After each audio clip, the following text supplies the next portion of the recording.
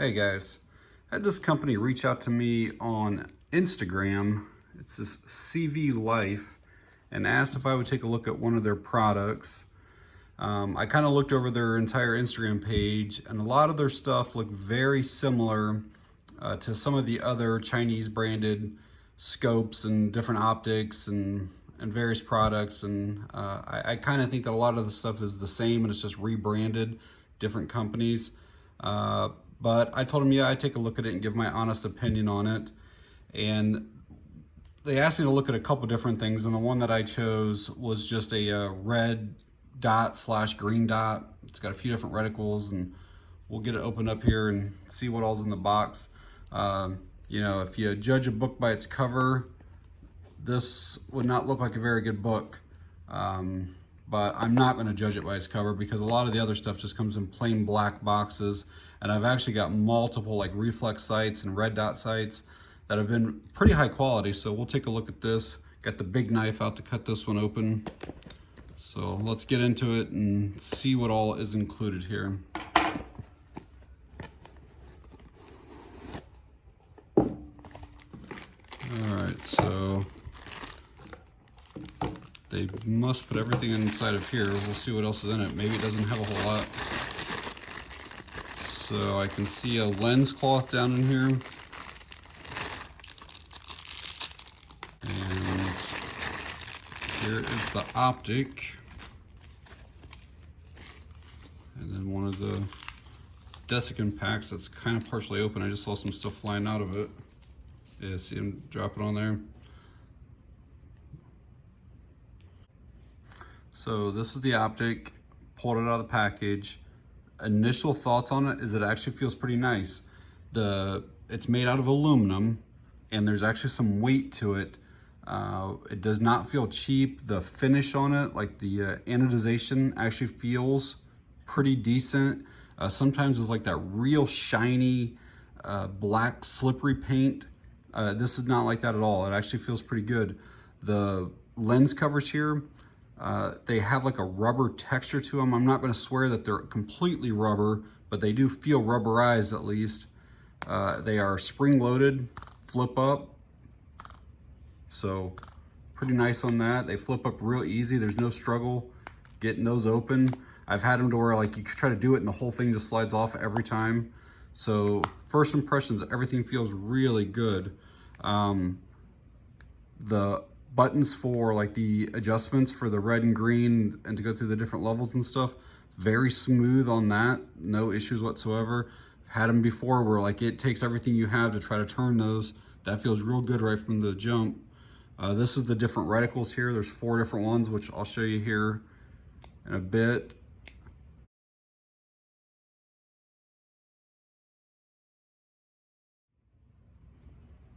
So that does not spin all the way around. You can only go between the 4, and then you go back.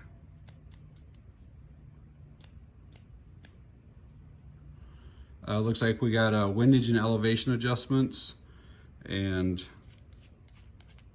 that's pretty smooth. No issues there. A lot of times you'll have a lot of grinding and stuff like that. It does look like you need something to adjust that. A lot of times the caps will have the little like nub that you can just put down in there to turn that. So you'll need some type of coin or a casing or something to adjust those. I do like how they're almost captive with that there, so you're not gonna lose your little caps here. But yeah, same thing with that one. I don't have any nails. You might be able to turn it out with a nail, but I can't. And then we'll look at this battery compartment. It is up on top of the red-green adjustment. Smooth on that. No battery in it. There's the battery. It's a CR2032. And yeah, there are some of those little desiccant things floating around down there too. Here's the instructions. Looks fairly basic. talks about installation, talks about zeroing it in, kind of what your MOA is at 100. It kind of gives like the parts there. All right, let's get this battery installed. All right, got that battery put in. Just looking through this lens right now, the glass appears to be very clear. The one thing I do notice, and again, I'm inside of my room right now, but it does appear to be slightly tinted. You can see over here the shade of that white box, and that looks like it's a little bit darker looking through it. Let's go up through the reds and see what that looks like first. I have it on just the simple dot for the reticle. So that's the lowest, and that would probably be pretty difficult to see outside at, 50, 75 yards or whatever. That was a nice bump just from 1 to 2. And that appears to be very clear. And I think we still have one more level. So yeah, that's not bad at all. Now let's go through the different reticles with that red and see what they look like. That's supposed to be a circle with the dot in the middle. I'm not sure, I'll have to see what that looks like outside of the camera.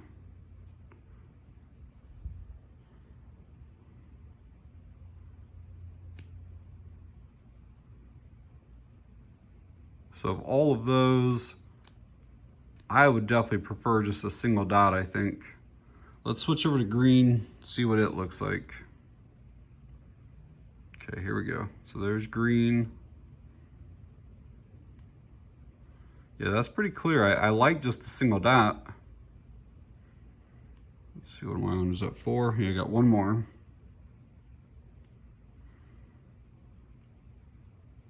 So when you're looking straight through, you don't see any like reflection or anything like that. Like if you hold off at an angle, you can kind of see a little bit, but if it was on your rifle, you wouldn't see anything at all. So that's pretty nice. Now let's see what those other reticles look like in green.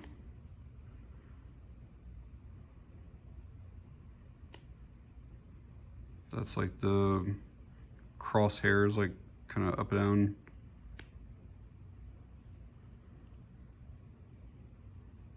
I'll have to look at those once I mount it onto the rifle and see what those actually look like. Get you guys a weight and some dimensions on this thing. So ounces, somewhat heavy. It's over 8 ounces. And like I said, when I first took it out of the package there, it felt somewhat heavy. Looks like it's just about 5 inches total length. Total height, looks like it's probably like just over 2.5. Total width, probably maybe 2 3/4. So the weight is probably the most substantial thing on it. So before we get this mounted on a rifle, I did want to say that this mount is the only mount that is included. There's no spacers or risers or anything. So if you're someone who likes to be able to like see your factory sights and stuff, you're probably gonna need a riser. This is like $38, $39, but there's pretty much the couple weeks I've been watching these, there's always a discount and it brings it down to like 35 bucks on Amazon. And I'll leave a link down in the description below.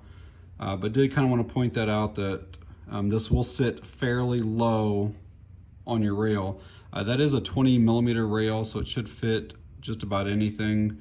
And there's no tools for tightening this down either. Their pictures just showed hand tightening, and I mean, right now it's obviously not mounted, but I wouldn't feel comfortable just hand tightening that. So it does have a spot that you can put a screwdriver or quarter or something to snug it down a little bit more. Okay, out at the range here with this CVLIVE red/green dot. This is my setup today. I've got a target set up down there, 50 yards. Really just gonna see if I can put something on paper with it. I will say, Earlier in the video, I talked about like the blurriness or fuzziness of those reticles. Being outside has almost completely eliminated that, and not looking through the phone camera. I think that looking through that camera definitely caused a lot of the blurriness. I do not hardly see it at all out here. So just wanted to clarify that from earlier. So this is basically how I'm going to be looking through it. The closer I get with the iPhone, the blurrier this gets. So I'm not going to be able to get any like real good like in up close shooting with that, but I'll get you something here.